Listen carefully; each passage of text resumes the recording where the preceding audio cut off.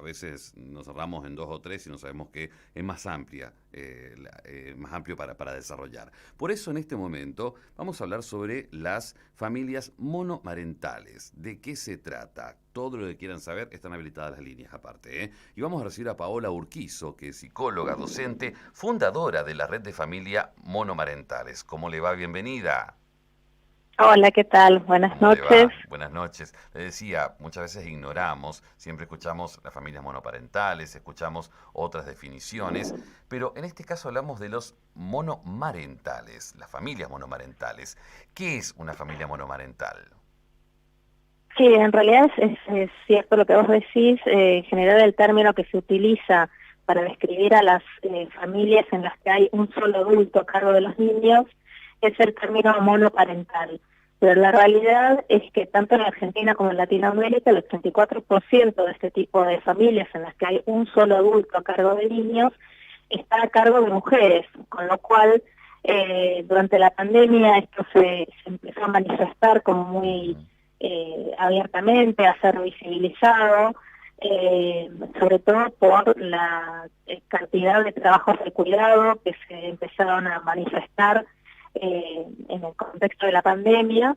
Y bueno, de ahí nace la necesidad de empezar a nombrar las cosas como son, ¿no? La Ajá. realidad es que los hogares en Argentina en los que hay un solo adulto a cargo son monomarentales, o sea, están a cargo de mujeres Sí, que esto, maternan solas, ajá, en muchos casos con red familiar, pero en realidad la idea de empezar a tejer una red que incluya este tipo de familias es un poco para visibilizar la falta de políticas públicas y ujú, de redes de parte del Estado que realmente tengan en cuenta que este tipo de familias existen y que por lo tanto las políticas públicas que tengan que ver no solamente con la asistencia económica, sino también con la educación, la salud, el acceso a la vivienda, tienen que también empezar a, a pensarse ujú. en términos de este nuevo tipo de familia que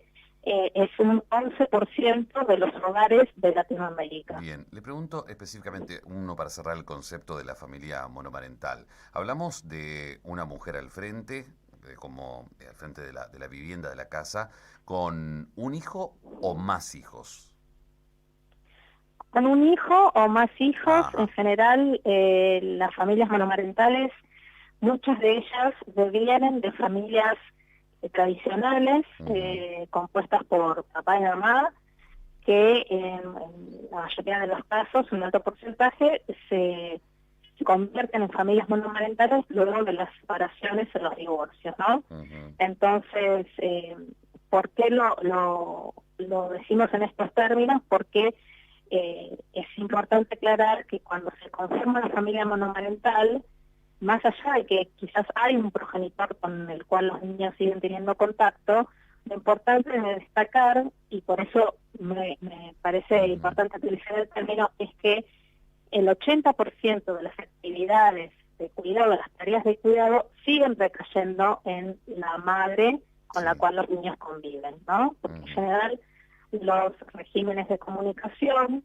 después de las separaciones eh, son muy pocos los hogares en los que realmente se aplica, de hecho, digamos, un cuidado compartido ujú, en parte por la imposibilidad de ambos padres de congeniar o de compatibilizar las tareas laborales con las tareas de trabajo, ¿no? Con el ujú, empleo laboral como lo conocemos. sí. Entonces, en general, sobre todo los varones, que tienen por ahí horas más extendidas de trabajo, de 8 o 9 horas fuera del hogar, lo tenían cuando convivían y lo siguen teniendo luego de las separaciones, Ujú, las tareas de cuidado que pueden asumir de estos niños con los cuales no conviven ya son muy específicas y esporádicas y bueno, en muchos casos hacen un esfuerzo ujú, para, para realmente compartir el 50% del cuidado, que es lo que la ley indica, sí. porque la ley, el Código Civil, lo que recomienda es que cuando se dan separaciones, el 50% de las tareas de cuidado recaiga en cada uno de los progenitores, así como también el 50% de la responsabilidad económica de la mantención de esos niños. Exactamente. Pero bueno, digamos, la ley está hecha, digamos, sobre un ideal un tanto imposible de cumplir, porque esto supondría en realidad constituir 2 nuevos hogares con niños que pasen la mitad del tiempo con la mamá y la otra mitad con el papá, y esto es muy difícil de practicar, sobre todo cuando hablamos de separaciones en contextos de clases sociales, digamos, vulnerables.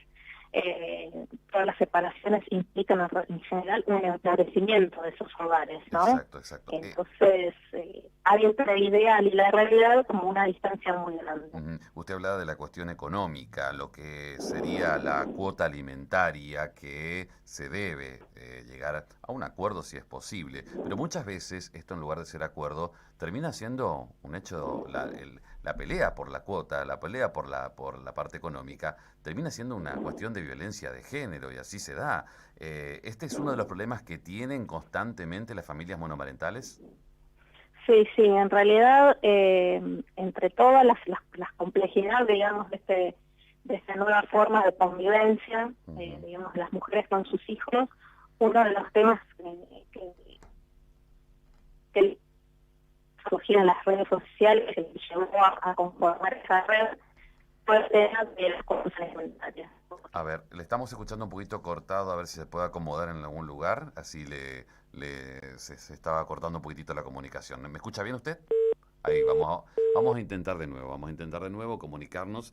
Las familias monomarentales, reiteramos de qué estamos hablando de las familias que son en realidad, ¿cuánto? El 86% de los casos que se da. Nosotros conocemos las familias monoparentales, que es encabezado por un adulto, una de las personas, en este caso padre o madre, pero hablemos de familias monomarentales, porque son las madres, en el 86%, las que terminan, en un caso de separación, encabezan la familia y llevan adelante todo. Y muchas veces se ven también con esta situación de una violencia que se da, porque también es violencia de género, cuando se trata o no se juega con lo económico. Un hombre mayormente suele pasar esto, creo que casi el 100% de los casos, juega con lo económico y llega a ser violencia de género, obviamente. No pudimos conectarnos, podemos darle continuidad un día de estos, ¿les parece? Está bueno para darle continuidad, para saber cómo están conformados a nivel nacional, porque quizás también hay muchas mujeres que están escuchando en estos momentos y quieren saber en qué pueden apoyarse. ¿Por qué? Porque de la justicia no encuentran una solución. La justicia deja mucho que desear ante esta situación. Piden, reclaman, terminan recibiendo una migaja por parte de su expareja, entonces necesitan también ser asesoradas. Y estoy seguro en realidad, que es importante que tengan este apoyo, como Paola nos decía recién. La asociación o la red de familias monomarentales que pueden asesorarte. Enseguida o mañana vamos a cerrar nuevamente con ella para ver si podemos retomar la comunicación más adelante. Hablábamos con Paola Urquizo, psicóloga, docente, fundadora de la red de familias monomarentales. Hola, no podíamos dejar así, obviamente. Si nos seguíamos hoy, seguimos otro día, no te preocupes. Paola, te preguntaba recién sobre la violencia que termina, en algunos casos, en algunos no, pero en algunos casos llega a ser hasta violencia económica. ¿Esto es una constante que se da en familias monomarentales?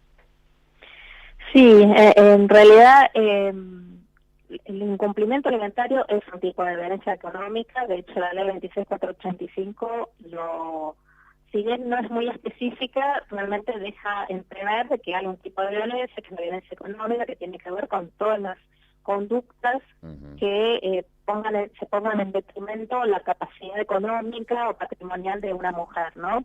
Y en el caso de el incumplimiento de cuota alimentaria, lo que supone es no solamente un empobrecimiento de la calidad de vida de esos niños, sino también en general que estas madres que quedan a cargo de los hogares intentan suplir esa falta de cumplimiento económico, esa falta de de cumplimiento de parte del progenitor, con mucho más trabajo de su parte o incluso empobreciendo su propia calidad de vida en favor de que sus hijos conserven las necesidades básicas satisfechas. Entonces, en ese sentido, el no cumplimiento de la cuota alimentaria es un tipo de violencia económica y un tipo también de maltrato infantil, ¿no? Porque la realidad es que ambos progenitores, salvo que haya un juzgado, un juez que diga lo contrario, están obligados por ley a darle a sus hijos todas las necesidades, o intentarlo por lo menos. Y lo que nos ocurre es que en general lo que pasa es que las mujeres se ven obligadas a tener que demandar. Obviamente siempre está siempre hay casos en los que ambos progenitores se sientan y así como llegan a acuerdos con respecto a qué colegio van a ir, a qué pediatra los llevamos y demás, también llegan a acuerdos económicos.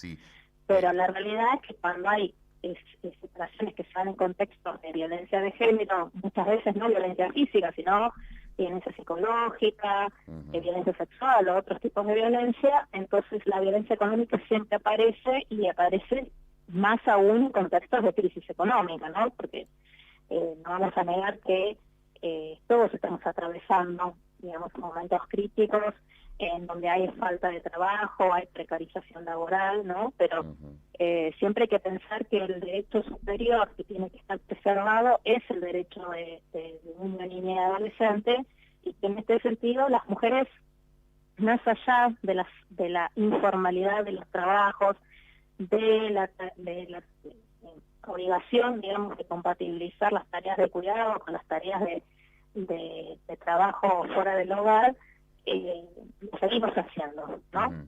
Nosotros en general no hay excusa de nuestra parte para intentar por lo menos que las necesidades básicas estén satisfechas, cosa que lo que se ve en un altísimo porcentaje, en realidad de cada 10 demandas de alimentos hay 2 o 3 que se cumplen, o sea que se logran depósitos de cuota alimentaria mensualmente. Pero las otras 7 o hay sentencias que no se cumplen, o directamente no se ha denunciado la situación.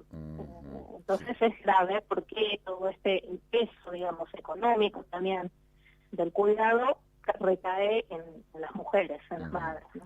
¿Cómo ve la sociedad a las familias monomarentales o a quien está al frente, quien está a la cabeza de la familia monomarental? ¿Hay una cuestión de discriminación? ¿Se las invisibiliza también? Yo creo que está como romantizada la idea de que esto de que las madres todo lo pueden por sus hijos y todo lo van a lograr. De hecho, las familias monomarentales no son algo nuevo, digamos, siempre han existido hogares en los que las mujeres llevaban a cabo las tareas no solamente de cuidado, sino también el mantenimiento económico de los hogares. Lo que se le dice... Pero la realidad es que hay como una idea muy romántica de que las mujeres como sea se las arreglan, y bueno, la idea es empezar a repartir un poco las obligaciones, ¿no? Esto es un poco también tomando todo lo que se estuvo trabajando durante la época de la pandemia en relación a lo importante que es que las tareas de cuidado sean repartidas, porque también estos niños se crían, se pueden criar en contextos en los que en los roles, digamos, estereotipados de cuidados se empiezan un poco a desandar, ¿no? No hay nada que impida a un progenitor amoroso a que ejerza su paternidad. Entonces, la realidad es que si hay muchos hogares monomarentales que en realidad no son elecciones, porque no son, en muchos casos no son mujeres que han elegido realmente maternar solas, ¿no? Sino que han sido como puestas en ese lugar por un abandono paterno de no solamente su obligación legal, sino también de su obligación, digamos, vincular, por decirlo de alguna manera. Hay que sacar, hay que sacar el término que se usa vulgarmente, mamá luchona, hay que dejarlo de lado. En realidad es un poco relacionado con lo que habíamos hablado antes, ¿no? Esto de la mujer que todo lo súper empoderada, que todo lo va a lograr.